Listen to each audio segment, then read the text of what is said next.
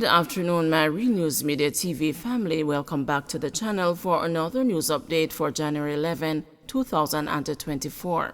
And in the news this afternoon, Indicom commences investigations into 4 fatal shooting incidents in 24 hours.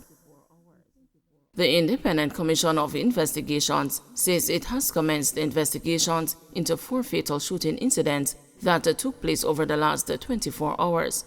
Teams have been deployed to investigate the 3 killings on January 9 as well as an incident on January 10. According to a release on Wednesday, 2 of the incidents occurred in the corporate area, one in St. Anne and the other in St. James. In St. Anne, Indicom is investigating the fatal shooting of Damani Higgins. On Tuesday, January 9, a team from Indicom's Western Regional Office responded to the fatal shooting scene of 21-year-old Damani Higgins at Top Road, St. Anne's Bay, St. Anne. It is reported that a police team, acting on information, visited a premises where they were engaged by men who were fleeing and firing gunshots in their direction. The police reported that a chase ensued and a man was fatally shot. 2 firearms were reported as recovered from the incident scene, the release said. According to Indicom, it is also investigating the fatal shooting of Kenroy Roach, otherwise called the Tickaweed, of a St. James address. Indicom said the police reported that they were confronted by a group of men and the gunfire was returned. Roach suffered gunshot injuries and was pronounced dead at the Cornwall Regional Hospital. He was identified by lawmen as being included on the St. James Most Wanted list. 1 firearm, a Glock 9mm pistol, was reported as recovered from the scene of that incident.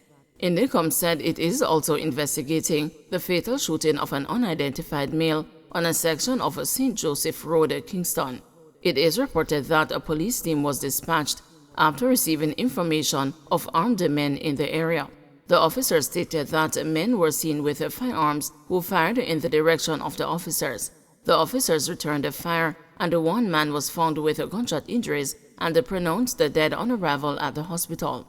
1 firearm, a Browning single-action pistol, was reported as recovered from the incident scene, Indicom said.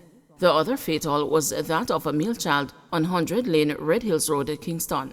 Indicom said it was informed that about 2 p.m. on Wednesday, a team was dispatched for scene response.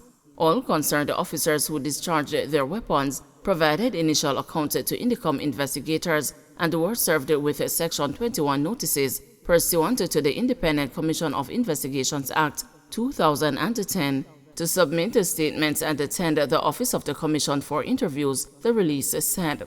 Indicom is reminding the public that information gathering forms an important part of an investigative process. Where photos, videos, or information is available in incidents involving members of the security forces, the same should be made available and shared with Indicom. Information, photos, and videos can be sent to Indicom's official WhatsApp at 876-553-5555. The original makers of video footage are especially encouraged to contact the Commission to assist with the investigative inquiries, said Indicom. Since the start of the year, Indicom's scene response has so far included 6 fatal shootings, 2 non-fatal shootings, and 5 discharge of firearms. Indicom wants police to make greater use of body-worn cameras. The Independent Commission of Investigations is hoping for greater cooperation this year from the Police High Command for members of the Jamaica Constabulary Force to wear body-worn cameras while on duty. According to Indicom Commissioner Hugh Faulkner, this will assist the agency in investigating complaints of alleged abuse and excessive use of force by members of the security forces. 3 out of the last 4 calendar years have recorded more than 1,000 complaints in each year against the security forces. In our consultation with law enforcement bodies, we will further our calls for widespread use of body-worn cameras. This, we believe, inures to the advancement of justice both for the officers and for the public, Mr. Faulkner insisted. Some 58 cases are before the courts involving members of the security forces accused of murder and other crimes. Police uncover illegal cooking gas operation in Portmore. Members of the Counter-Terrorism and Organized Crime Investigation Branch on Wednesday smashed what is believed to be a major illegal cooking gas operation in Portmore, St. Catherine.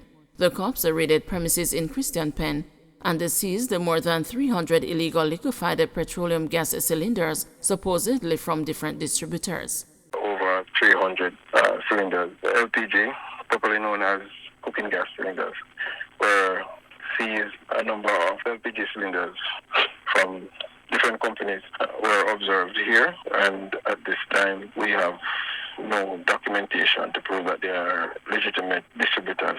This area that they're operating in is required to be licensed by the Bureau of Standards and other agencies. We have not seen any documentation. So at this time the investigations are ongoing, and we hope to speak to the operator or operators, which we tried to, but we haven't seen since we have been here since morning. Workman fails to deliver furniture. St. Catherine woman steals a tool in return. A St. Catherine woman is to return to the parish court on February 13 to further answer charges of simple larceny laid against her. It is reported that the woman, identified as Marcia Dakers, stole a sander from a workman after he allegedly failed to conduct work which she paid him for. Dakers explained that she paid $30,000 to the complainant to build a piece of furniture. Having made numerous checks, he failed to deliver the item or return her money. "So me take it," the accused said in court. The complainant has since failed to appear in court.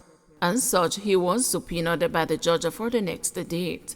The news understands that the accused went to the complainant's workshop and took the sander machine valued at $150,000. A report was made to the Spanish Town Police, and the Dakers was arrested and charged. Couple succumbs to burn injuries from fire in Spanish Town. Law enforcers from the Spanish Town Criminal Investigation Branch have started a probe into the circumstances surrounding a fire of unknown origin at a couple's home that ended up claiming their lives on Monday, January 8. The victims are 58-year-old Devon Bryan, a businessman, and the 48-year-old Fiona Esson, both of McVickers Lane, Spanish Town in St. Catherine. Reports are that about 4:30 a.m. on Sunday, December 24, residents saw smoke coming from the dwelling house of the couple and summoned the police. On arrival of the law enforcers, Bryan and Esson were seen lying among the rubble. They were transported to hospital, where they were both admitted in serious condition. The couple succumbed to their injuries on Monday, January 8, while undergoing treatment. The estimated loss from the fire has not yet been established. Investigators are appealing to anyone with information that can assist them with their investigations to contact the Spanish Town CIB at 876-984-2874, the police 119 emergency number, or the nearest police station. Jamaican mason shot reportedly by gangsters in Belize.